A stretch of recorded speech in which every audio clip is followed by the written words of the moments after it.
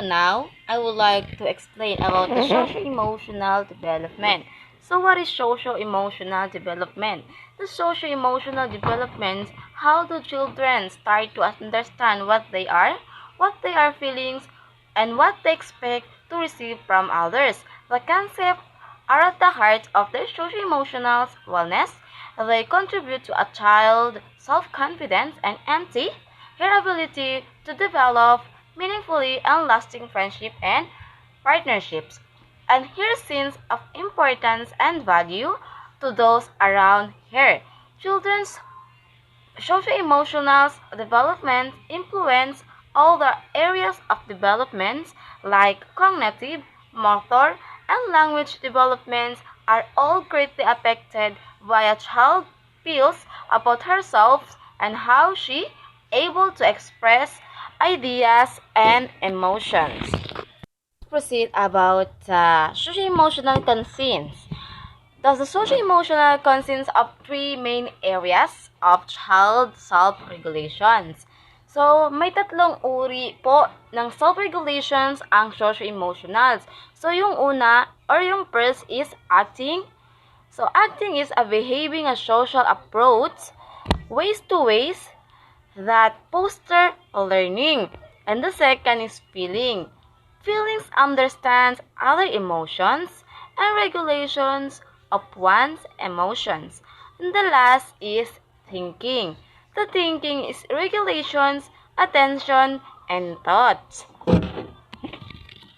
Now let's talk about the socio-emotional development. So in this page presents an overview of the developmental facts involved in the social and emotional development and teenager which continue into adulthood.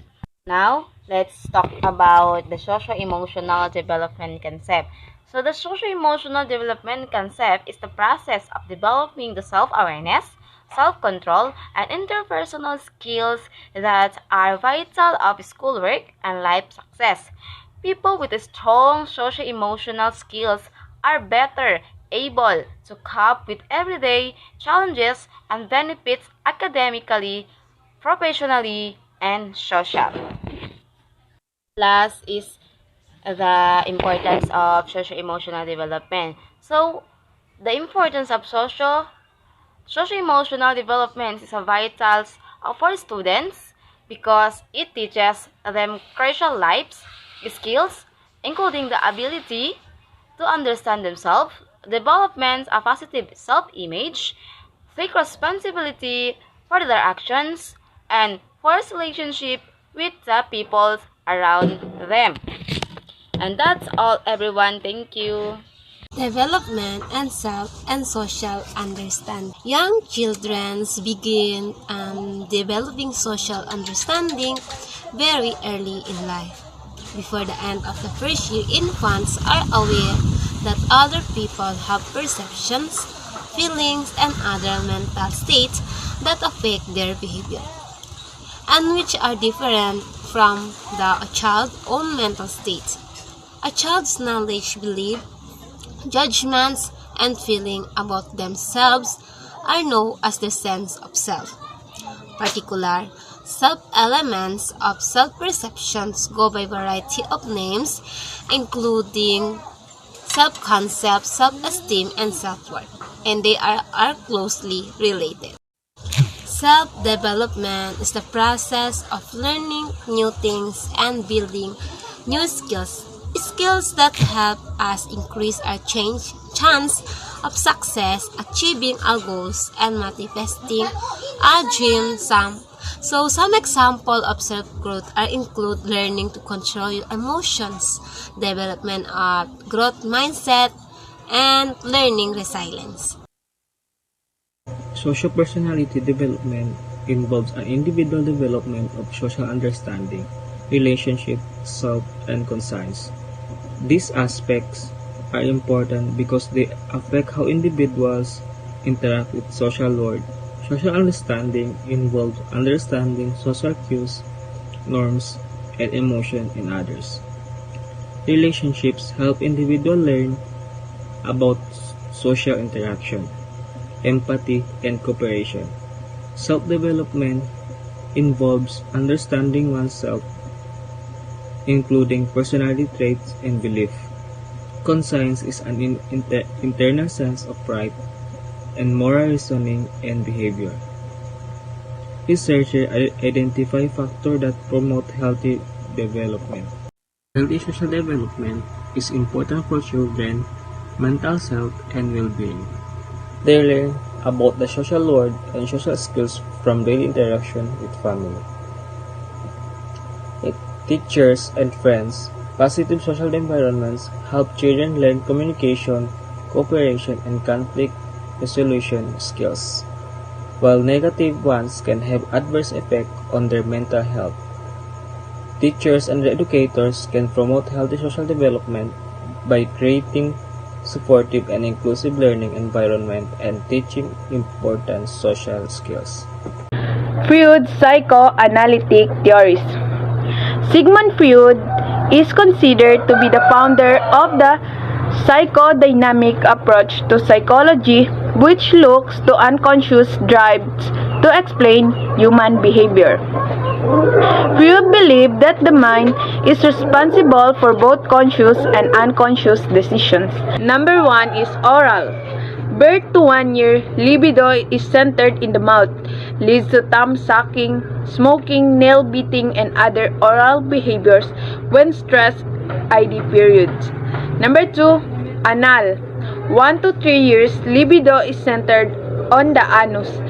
Defecation method of potty training may cause obsessive tidiness, stubbornness, swearing, and one attitude toward authority ego period.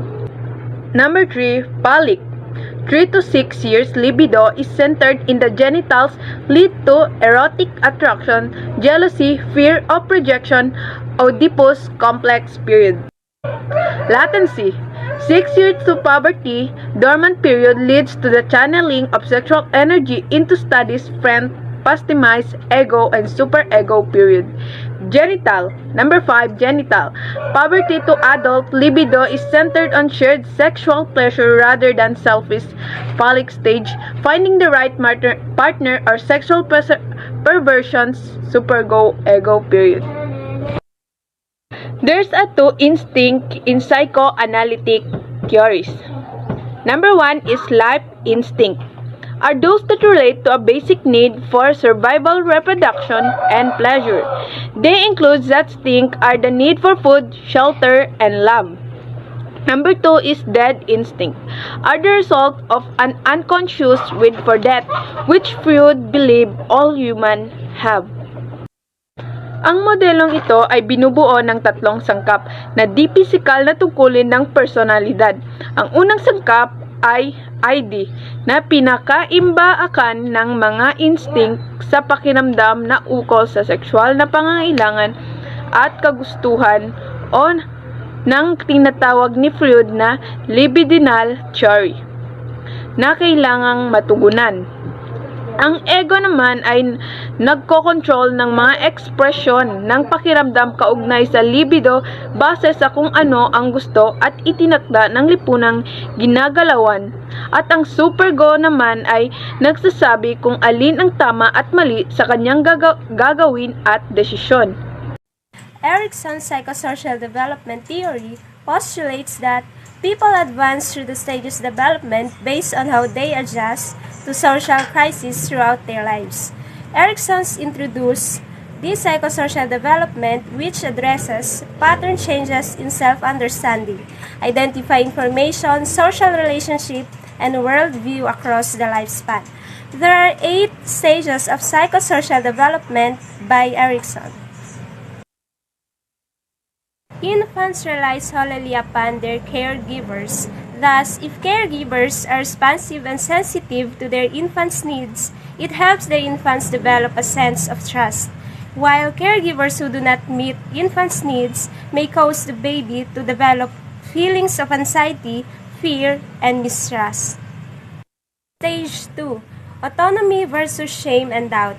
At this stage, if the child allowed to develop their own pace during this stage, they can acquire self-reliance and self-confidence. If the parents inconsistent or overprotective, the child may doubt their ability to control themselves and their world. Initiative versus guilt. A child develops initiative through social interaction by planning and commencing in play and other activities. If child pursues fail or are criticized, feelings of self-doubt and guilt may arise. Stage 4. Industry versus inferiority. At this stage, the child learns to be productive and to accept the evaluation for his or her efforts, can develop a sense of accomplishment and pride in their academic works, sports, social activities, and home life.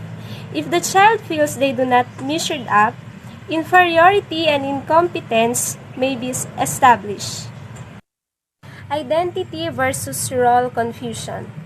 Adolescents who is successful at forming a cohesive positive identity will have a strong sense of identity, whereas adolescents who do not search for an identity or are pressured into an identity may experience role confusion and develop a weak sense of self.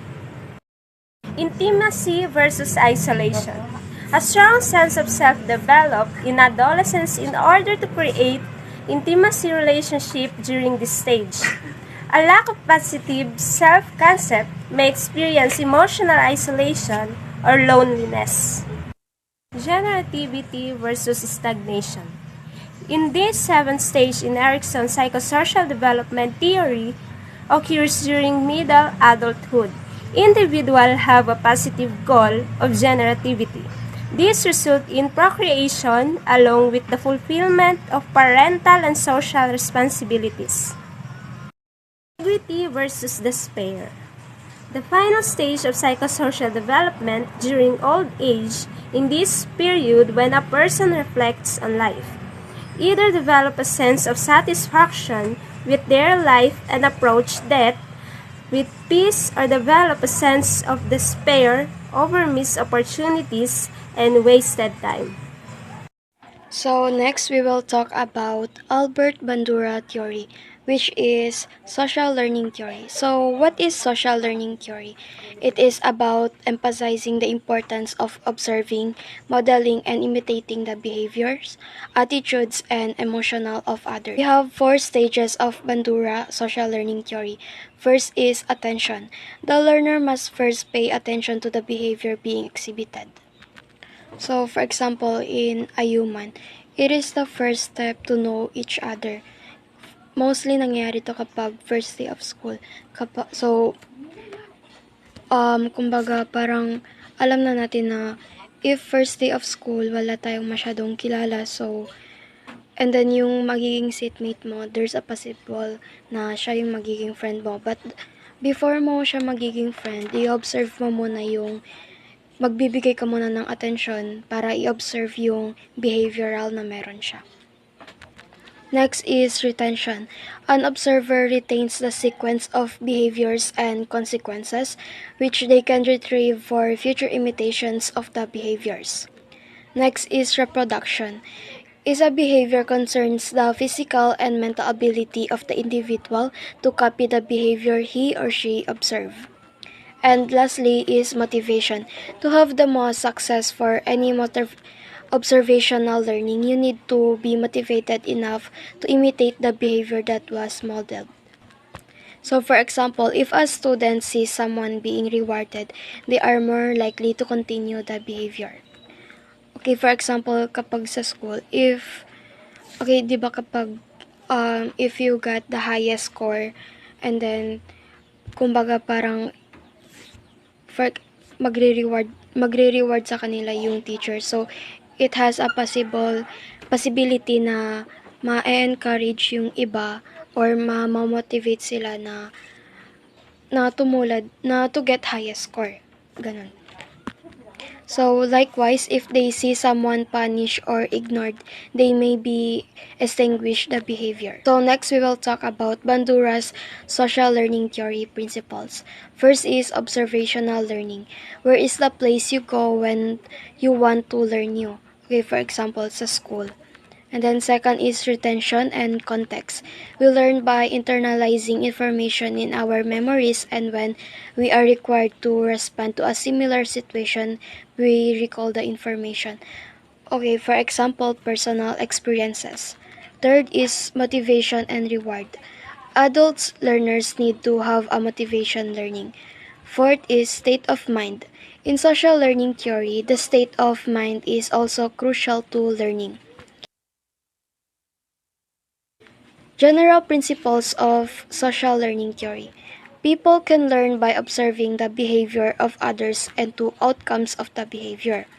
Learning can occur without a change in behavior.